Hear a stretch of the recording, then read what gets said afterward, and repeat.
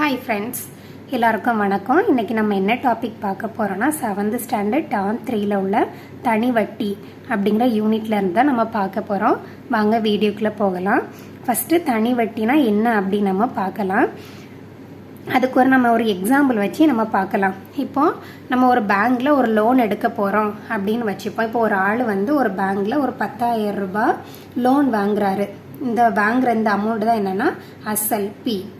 அப்போ வாங்கினா அந்த பேங்க்ல உள்ளவங்க என்ன பண்ணுவாங்க, அதையே ரிட்டர்ன் திரும்ப தரணும் அப்படின்னு சொல்ல மாட்டாங்க. அதுக்கு ஒரு குறிப்பிட்ட அமௌண்ட் ஆஃப் வட்டி போடுவாங்க. அந்த வட்டி தான் என்னன்னா ஆர். இப்போ அந்த பேங்க்ல அவங்க ஒரு 2% வட்டி போடுறாங்க. இந்த 10,000 ரூபாய்க்கு அவர் 2% வட்டி வச்சு திரும்ப கொடுக்கணும். இப்போ எத்தனை வருஷத்துல கொடுக்கணும்னு சொல்றாருன்னா 5 வருஷத்துல 5 இயர்ஸ்ல அவர் இந்த 10,000 ரூபாய்க்கு 2% வட்டியில் அதை திரும்ப செலுத்தணும் அப்படின்னு சொல்லியிருக்காங்க. இந்த 5 இயர்ஸ் அப்படிங்கிறது தான் என் காலம். அப்போ அவர் 10,000 ரூபாய் லோன் எடுத்திருக்காரு. அப்போ அவர் லோனுக்கு 2% வட்டி வச்சு 5 இயர்ஸ் கழிச்சு திரும்ப கொடுக்கணும். இதில் 2% அப்படின்னா என்னன்னா ஒரு வருஷத்துக்கு 100 ரூபாய்க்கு 2 ரூபாய் வட்டி அப்படி அர்த்தம். அப்போ 100 ரூபாய்க்கு 2 ரூபாய் வட்டினா அப்போ 10,000 ரூபாய்க்கு எவ்வளோ வட்டி இருக்கும் அப்படிங்கிறது தான் இந்த வட்டி வீதம். அப்போ அவர் எவ்வளோ வட்டி 5 வருஷம் கழிச்சு அந்த பேங்குக்கு அவர் கொடுப்பாரு அப்படிங்கிறத கண்டுபிடிக்கிறது தான் தனி வட்டி. அதை கண்டுபிடிக்கிறது தான் தனி வட்டி.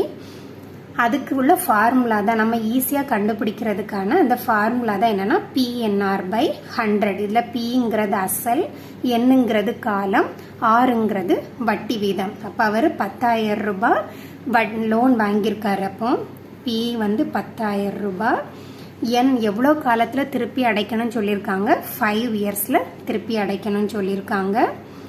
எவ்வளோ % வட்டி போட்டிருக்கு, 2% வட்டி by 100. இப்போ நம்ம கேன்சல் பண்ணோம்னா 100 இங்கே 5 10. அப்போ 100 × 10 என்ன வரும், 1000. அப்போ இந்த 10,000 ரூபாய்க்கு அந்த பேங்குக்கு அவர் செலுத்த வேண்டிய தனி வட்டி எவ்வளோ, 1000 ரூபாய்.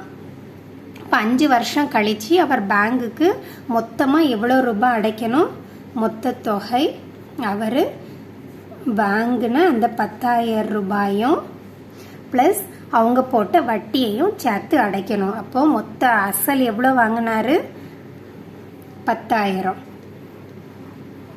ப்ளஸ் வட்டி எவ்வளோ, 1000 ரூபாய் சேர்த்து அவர் 11,000 ரூபாயா என்ன பண்ணணும், 5 வருஷம் கழிச்சு பேங்குக்கு அடைக்கணும். அப்போ மொத்த தொகைனா பியும் அசலும் அந்த தனி வட்டி நம்ம எப்படி சொல்லுவோம்னா ஐன்னு எழுதுவோம். ஐ ரெண்டையும் சேர்த்து மொத்த தொகை 11,000 ரூபாயா அவர் 5 இயர்ஸ் கழிச்சு கொடுப்பாரு.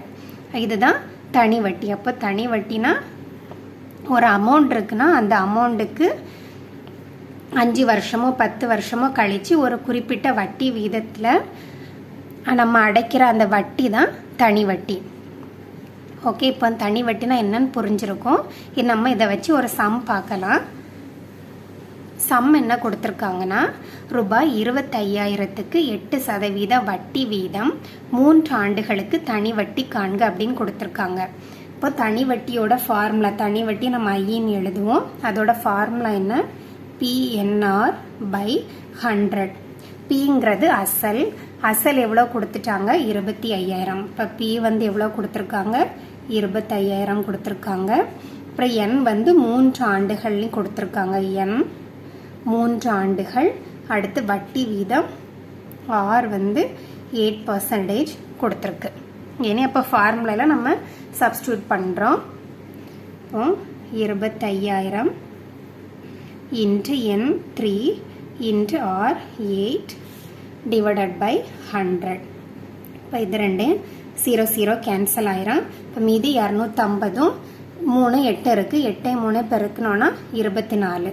அப்போ 25 24 4 20 10 10 1 4 5 0 0 6 இது 250 அந்த 0 வருமா அப்போ 6000 இப்போ ரூபாய் 6000. அப்போ அந்த 25,000 ரூபாய்க்கு 3 ஆண்டுக்கு அப்பிறகு தனி வட்டி எவ்வளோ 6000 ரூபாய். ஓகே ஃப்ரெண்ட்ஸ், இந்த சம் அண்டர்ஸ்டாண்ட் ஆயிருந்தனா லைக் பண்ணுங்கள், சேனலை சப்ஸ்கிரைப் பண்ணுங்கள், உங்கள் ஃப்ரெண்ட்ஸ்க்கெல்லாம் ஷேர் பண்ணுங்கள். தேங்க்யூ.